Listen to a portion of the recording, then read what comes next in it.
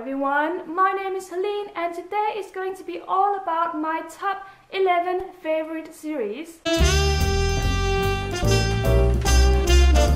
I was planning on doing a top 10, but I just couldn't narrow it down. I had to include 11 series because I just couldn't abandon any of them.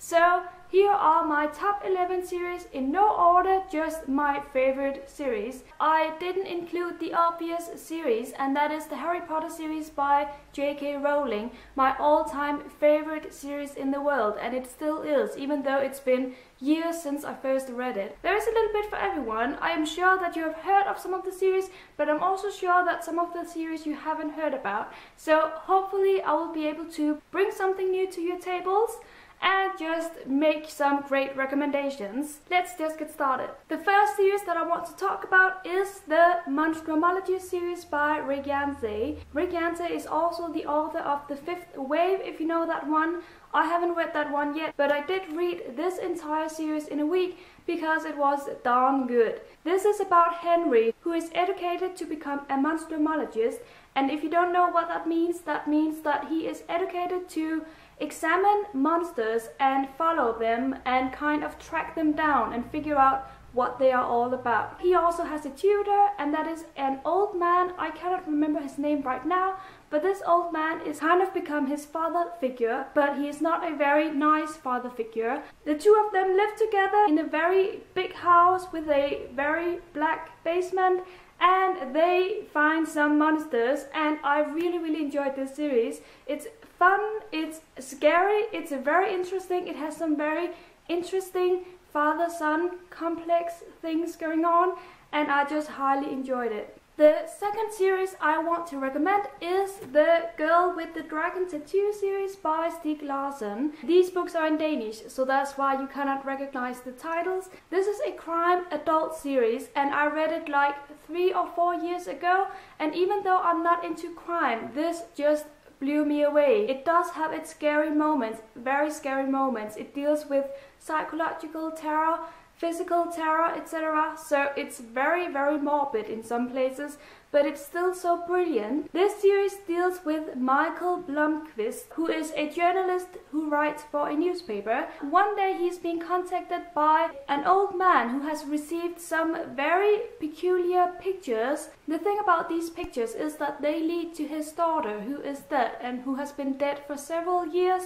They have never been able to find the murderer, but suddenly these pictures appear. So Michael Blomkvist is hired to figure out what is going on, if he can try to use his journalism and figure out a way to find the murderer. It's very interesting, it's highly entertaining, and I definitely recommend that you read them. And also this series contains the most kick-ass female character that I have ever read about in a series. Next series that I want to recommend is a very obvious one. I'm sure a lot of you have heard of this one, and that is the Divergent Trilogy by Veronica Roth. If you don't know it, this is a dystopian series about a girl who lives in a world in which you are divided into factions.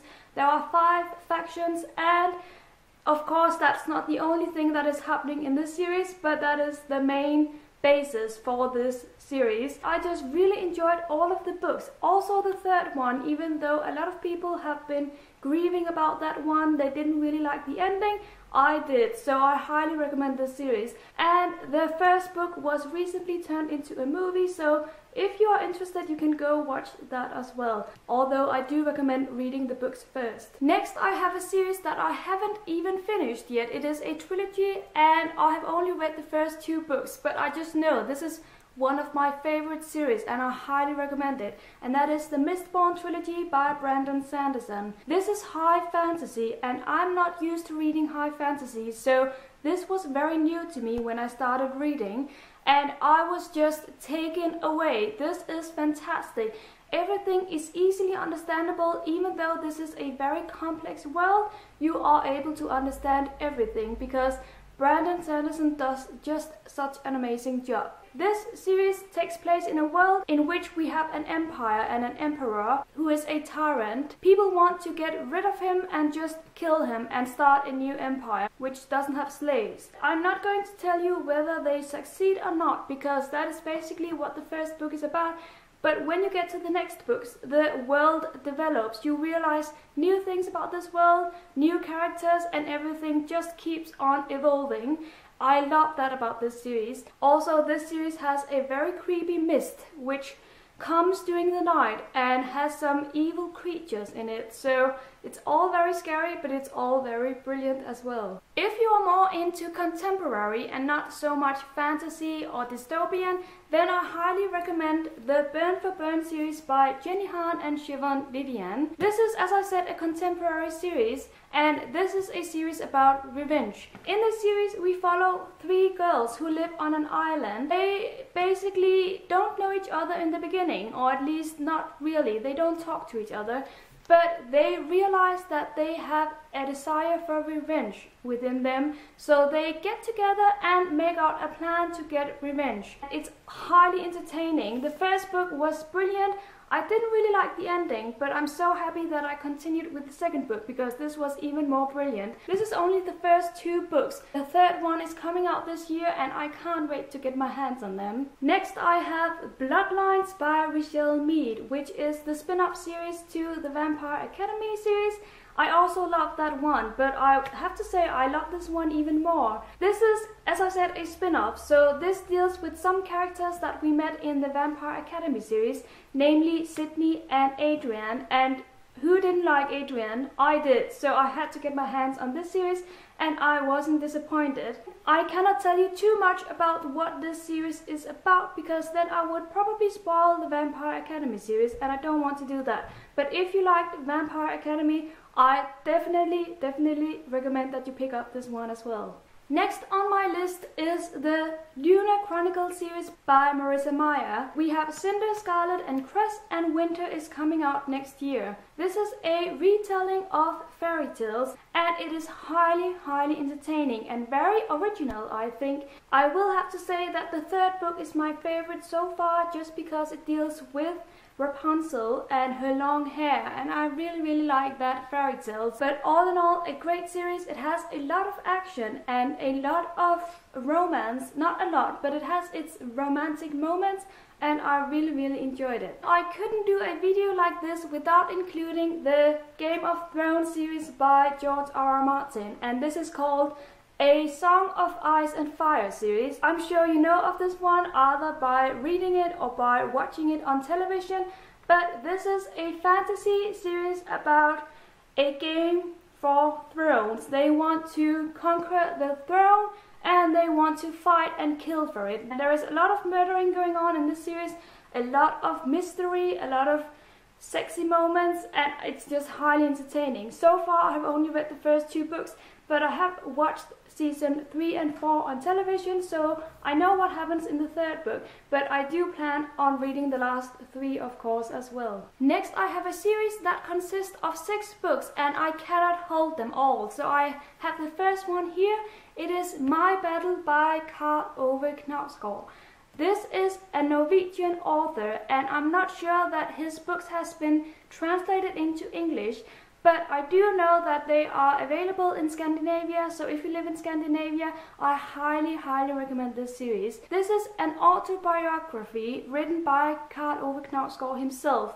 It is kind of a fictional biography because it deals with his life, but he remembers some things that is just he shouldn't have been able to remember those details. So it has some fictional elements in it as well as some realism. I didn't know this author before I started reading, so I was like, is it worth reading a biography about a man that I don't even know? It is. It really is. It deals with his life, his way of writing, of having a family, of...